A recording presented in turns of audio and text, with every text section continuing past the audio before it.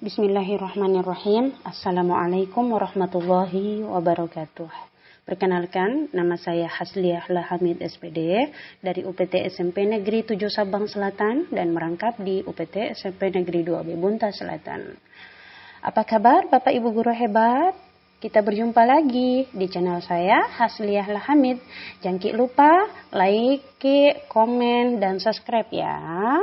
Nah, selamat datang Bapak Ibu guru hebat di kurikulum Merdeka ini. Ada 7 dokumen perencanaan seorang guru dalam kurikulum Merdeka.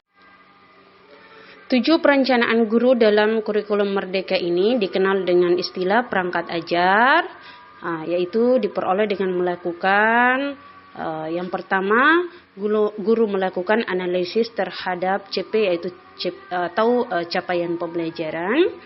Nah, setelah menganalisis capaian pembelajaran, guru merumuskan tujuan pembelajaran dan alur tujuan pembelajaran.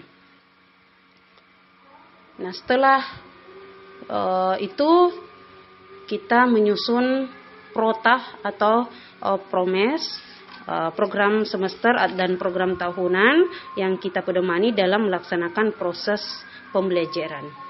Kemudian yang keempat, mempersiapkan asesmen diagnostik. Nah, sebagai bahan kita untuk melanjutkan menyusun modul ajar, menyusun bahan ajar, dan yang ketujuh, merencanakan asesmen formatif dan sumatif yang kita lampirkan dalam modul nanti. Bagaimana cara membuatnya atau membuat dokumen tersebut? Ya, maka sebelum itu guru harus memiliki dokumen penting, yaitu sebagai berikut. Yang pertama, dokumen keputusan Kepala BSKAP nomor 33 HKR tahun 2022 sebagai acuan buat kita untuk mengambil capaian pembelajaran untuk dianalisis.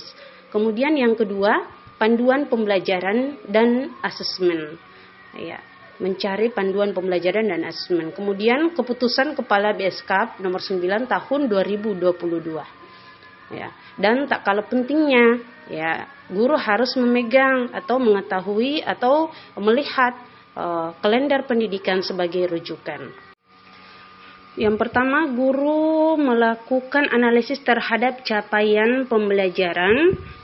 Analisis capaian pembelajaran ini harus sesuai dengan keputusan Kepala BSKAP nomor 33 HKR tahun 2022.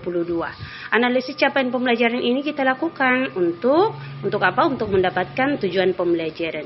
Tujuan pembelajaran kita urutkan menjadi ATP atau alur tujuan pembelajaran. Kemudian masing-masing TP kita jabarkan ke dalam indikator tujuan pembelajaran atau biasa disebut dengan indikator asesmen. Hal ini akan membantu kita dalam merumuskan KKTP. Sebab dari indikator inilah yang membantu kita untuk membuat deskripsi atau rubrik yang akan kita butuhkan nantinya. Kemudian dari analisis CP itu kita dapatkan dimensi apa atau dimensi profil pelajar Pancasila yang mana. Kemudian elemennya apa, kemudian sub elemennya apa, yakni gunanya semua ini untuk menumbuhkan, mengembangkan kreasi peserta didik dalam pembelajaran intrakurikuler dilaksanakan nantinya. Nah, setelah itu dari TP kita menentukan alokasi waktu yang dibutuhkan. Kemudian berikutnya rumusan tujuan pembelajaran. Kita ketahui bahwa rumusan tujuan pembelajaran itu terdiri dari kompetensi, kemudian diikuti oleh konten, dan ditambah dengan variasi. Ya, kompetensi itu, ya, jadi kompetensi ini kita gunakan KKO. Apa itu KKO? Kata kerja operasional. Ya, biasanya kita gunakan kata kerja menurut taksoni Bloom. Ya, biasanya di dalam CP itu ada kata kerja memahami, ya, memahami, mengukur, ya, dan lain sebagainya. Yang pastinya dia adalah kata kerja, ya. Tapi pendapat ilmuwan mengatakan bahwa kata kerja yang paling baik kita gunakan yaitu kata kerja memahami, ya, karena tidak bisa kita mengadakan penelitian, kita tidak bisa kita merancang sesuatu tanpa memahami pekerjaan tersebut, ya. Nah, setelah kita tentukan kompetensinya sudah selesai, ya, maka kita tentukan konten, ya. Jadi konten ini apa? Ini konten ini apa? Yaitu konten itu materi yang mengikuti kompetensi atau materi yang akan diajarkan oleh guru tersebut, ya. Perlu juga kita perhatikan tingkatan materinya, apakah itu fakta, konsep, prosedur atau metakognitif, ya. Kemudian ditambah lagi dengan variasi, ya, perlu diperhatikan bagaimana kita merumuskannya sehingga dalam proses pembelajaran itu terlihat kecakapan abad 21, ya, sehingga perlu dimiliki oleh peserta didik yang 4C-nya ini, yaitu komunikasi, communication, critical thinking atau berpikir kritis, dan kreatif serta kolaboratif. Ya, itu 4C, ya. Nah, contohnya bisa kita lihat. Nah, contohnya ini saya ambil yang umum, yaitu menyajikan solusi untuk menangani perubahan kondisi dalam permukaan bumi akibat faktor manusia. Yang mana kompetensinya itu menyajikan, kontennya diikuti, ya, jadi perhatikan kontennya ini yaitu perubahan kondisi dalam permukaan bumi. Nah, akibat faktor manusia itu adalah variasinya. Berikutnya menyusun alur pembelajaran, ya. Jadi kita susun alur pembelajaran ini sesuai dengan tujuan pembelajaran yang termudah, yang sedang sampai yang tersulit. Maka dikatakan ATP atau alur tujuan pembelajaran. Jadi kita ketahui alur pembelajaran ini adalah rangkaian tujuan pembelajaran yang tersusun secara sistematis dan logis di dalam fase secara utuh dan menurut urutan pembelajaran sejak awal hingga akhir satu fase. Alur ini disusun secara linear sebagaimana urutan kegiatan pembelajaran dilakukan dari hari ke hari untuk mengukur CP-nya. Baik, kita ambil contoh, ya, bagaimana langkah menyusun alur tujuan pembelajaran atau ATP. Bisa kita lihat di layar. Ya, jadi ini saya gunakan fase E, tingkat SMA. Nah, kita harus ketahui terlebih dahulu fase apa kita mengajar kita di fase apa. Ya, kalau misalnya SMP berarti kita fase D, ya, SMA fase E. Tapi saya ambil contoh saja, tidak jauh beda dengan langkah menyusun alur tujuan pembelajaran pada SMP, ya, sama. Ya, intinya urutan, ya, kompetensi atau materinya ini berdasarkan dari mudah ke sulit, kemudian sederhana ke kompleks, bisa juga dari konkret menuju abstrak, ya, dari jenjang rendah ke jenjang tinggi, ya, kita urutkan sesuai langkah-langkah atau urutan kompetensi berdasarkan yang ada di layar, ya. Ya, jadi nanti ada TP1, TP2, TP3, TP4 dan seterusnya sampai di akhir fase E, ya. Sampai di akhir pembelajaran, sampai di akhir materi, ya. Oke, jadi bisa kita lihat, ya, TP1, TP2, TP3, ya. Kenapa dikatakan alur tujuan pembelajaran? Karena itu disusun sesuai dengan, ya, sesuai dengan tingkat kesulitannya, ya. Mulai dari yang mudah, ya, kemudian yang sedang-sedang sampai yang sulit, sampai mencapai peserta didik bisa melaksanakan secara menyeluruh pembelajaran tersebut.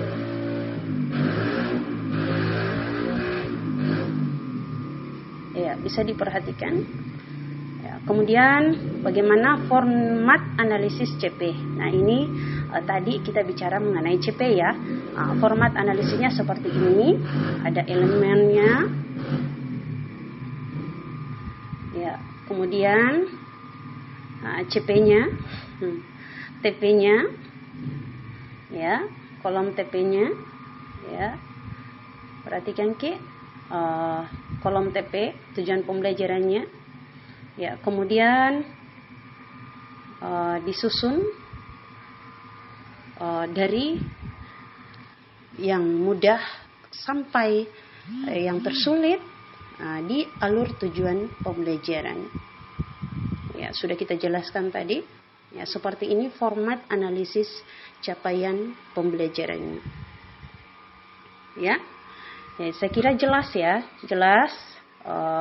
Jadi sebelum kita melangkah ke pembuatan modul ajar, ya maka kita harus buat analisis CP-nya dulu ya.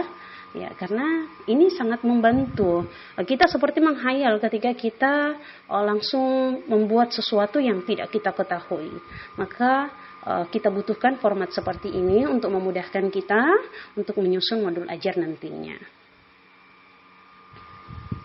Ya, bisa dilihat dimensi P3-nya apa? Ya, dimensi profil pelajar Pancasilanya apa pada tiap tujuan pembelajaran ini yang kita buat ya.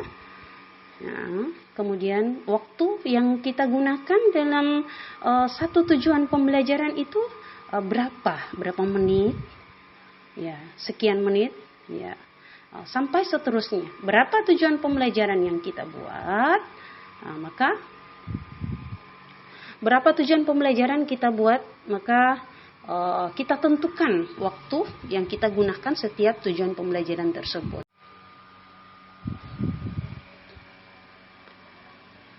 Setelah kita analisis CP-nya, kita buat program tahunan. Ya, kita tulis dulu satuan pendidikannya apa, nama pendidiknya, mata pelajaran apa, fase apa, kemudian kelas, tahun pelajaran berapa.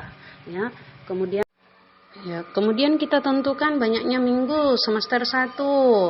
Ya, berapa minggu efektif, berapa yang tidak efektif, ya. Kita merujuk pada kalender pendidikan. Saya kira untuk perhitungan alokasi waktu tiap semester ini kita tidak tabu lagi ya. Ya, tidak keliru lagi karena di KTSP kemarin sama kok. Ya, jadi kita melangkah ke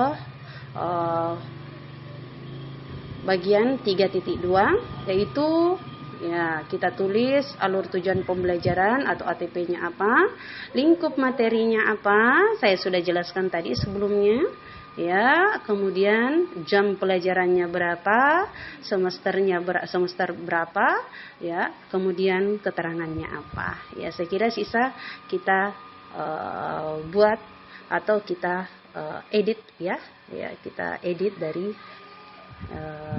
capaian pembelajaran dari CP-nya. Oke, baik, saya kira mudah ya untuk menentukan ATP, lingkup materinya, yaitu saya sudah jelaskan tadi sebelumnya. Oke, bisa dilihat. Sekarang kita pindah pada menentukan tujuan pembelajaran. Jadi pada semester 1 kita tulis semua tujuan pembelajarannya sesuai dengan alur tujuan pembelajaran tadi ya. Kita tulis alur tujuan TP pertama berapa jam pelajaran, kemudian TP kedua berapa jam pelajaran, TP ketiga berapa jam pelajaran sampai seterusnya. Ya, saya kira jelas ya. Kemudian merencanakan asesmen diagnostik atau asesmen awal ya. Jadi asesmen diagnostik ini sangat penting untuk membuat modul ajar dengan baik. Ya, bagaimana kesempurnaan dalam membuat modul ajar. Ya, kita ketahui bahwa asesmen diagnostik ini terbagi dua, yaitu kognitif dan non kognitif. Kalau kognitif menyangkut kesiapan belajar siswa, kalau non kognitif menyangkut karakteristik, bagaimana karakteristik siswa. Jadi untuk kognitif ini ya dipetakan menjadi 3, yaitu ada beberapa siswa yang belum siap dalam belajar, kemudian ada yang sudah siap dan ada yang sudah sangat siap. Nah, kenapa kita petakan seperti ini? Itu membantu guru ya dalam pembelajaran berdiferensiasi, ya, sehingga guru bisa menentukan bahwa ini yang diberikan pendekatan proses, ya siswa ini bisa diberikan pendekatan apa, ya, apakah itu pendekatan proses, konten, ya produk, atau pendekatan lingkungan, ya. Nah, untuk mengetahui belum siapnya atau sangat siapnya siswa ini, ya, kita gunakan asesmen melalui angket kah, ya, apakah angket, wawancara, ya, ataukah kuis, dan masih banyak lagi cara yang kita gunakan untuk mengetahui kognitif atau kesiapan belajarnya siswa. Ya, saya kira ya mengenai asesmen kognitif dan kognitif ini sudah kita gunakan kita dapatkan di setiap workshop, ya, yang kita ikuti setiap ada workshop pertemuan di sekolah kita masing-masing. Nah, kalau non kognitif ini menyangkut mengenai karakteristiknya siswa tadi, yaitu bagaimana gaya belajarnya, ya, apakah visual, apakah audio, atau kinestetik, ya, bagaimana minat bakatnya, ya, kemudian bagaimana lingkungan belajarnya siswa, lingkungan di saat proses belajar mengajarnya siswa. Ya, setelah kita memetakan, ya, semua yang mana kognitif, ya, sehingga kita mudah dalam menyusun modul ajar. Ya, jadi menyusun modul ajar ini terbagi 2 cara. Ya, ada yang menggunakan 16 komponen, ada yang menggunakan 3 komponen. Ya, sama-sama ya terjamin keabsahannya. Ya, bisa digunakan. Ya, jadi 16 komponen ini modulnya rinci dan sangat lengkap, ya. Lengkap sekali, jadi dia tersusun secara mendetail betul. Jadi jelas semua komponen-komponen yang dibutuhkan di dalamnya, yaitu ada 16 komponen. Yang 3 komponen juga ini ya bisa digunakan, ya, karena mengacu pada standar proses, ya, mengacu pada standar proses. Ya, jadi bisa kita kaji ulang kembali mengenai yang 16 komponen itu seperti apa dan 3 komponen itu seperti apa bentuknya, ya. Ya, mari kita sama-sama belajar. Nah, untuk modul ajar yang 16 komponen, ditambah 1 komponen itu daftar pustaka, bisa 17, ya, 17 komponen dengan daftar pustakanya. Ya, ini dia. Modul ajarnya ini menyangkut yang pertama informasi umum. Ya, informasi umum, ya, bisa kita lihat di layar.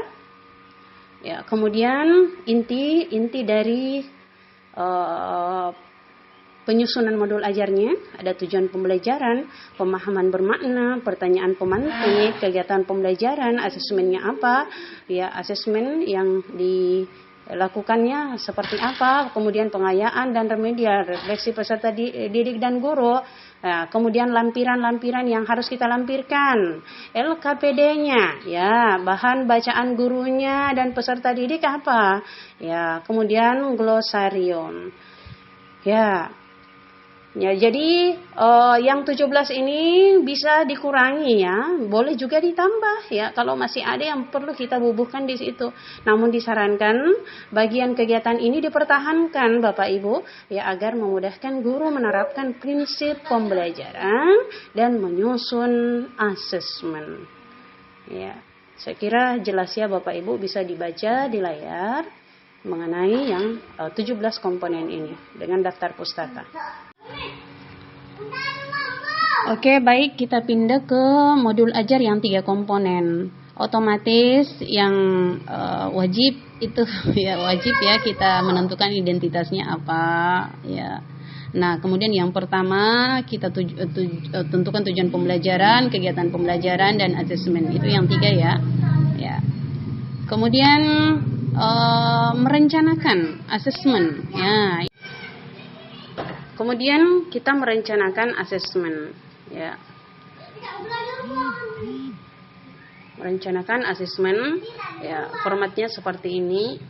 Kita tulis tujuan pembelajaran pertama, indikatornya apa, kemudian jenis asesmennya apa, ya, kemudian bentuk asesmennya apa, kemudian instrumennya apa, ya.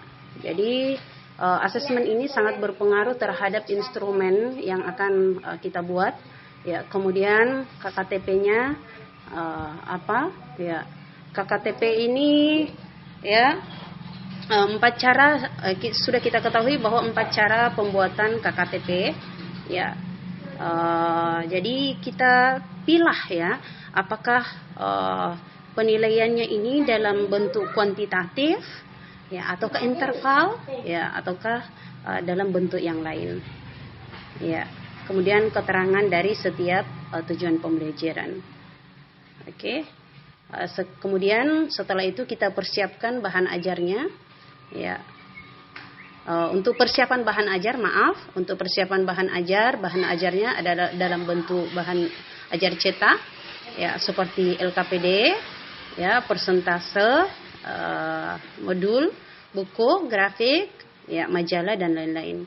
Ada juga bahan ajar non cetak, ya, bisa dalam bentuk video, ya, kemudian LMS, kemudian internet, ya, CD dan lain-lain, ya. Saya kira tidak tabu lagi mengenai bahan ajar karena sudah kita lakukan sebelumnya di kurikulum KTSP.